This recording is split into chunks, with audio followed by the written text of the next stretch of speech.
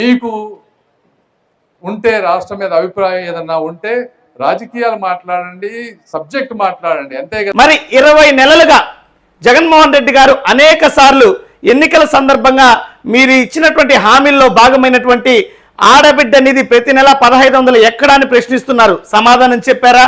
మరి 20 లక్షల ఉద్యోగాలు లేదంటే 3000 రూపాయల నిరుద్యోగ భృతి అన్నారు. జగన్మోహన్ రెడ్డి గారు ప్రశ్నిస్తూనే ఉన్నారు. మీరు సమాధానం చెప్పగలుగుతున్నారా? 3 సిలిండర్ల ఏడాదికి అన్నారు.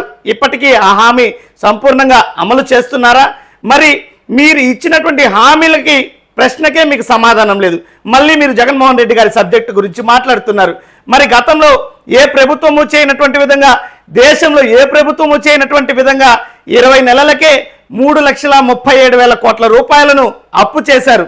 ఇదేనా మీ యొక్క నాయకుడి సబ్జెక్టు, మైండ్ సెట్? మరి ప్రభుత్వ భూములను కారు చౌకగా 99 పైసలకే ప్రైవేటు వ్యక్తులకు అప్పనంగా అప్పచెప్తున్నారు. మరి ఇదేనా మీ నాయకుడి మైండ్ సెట్?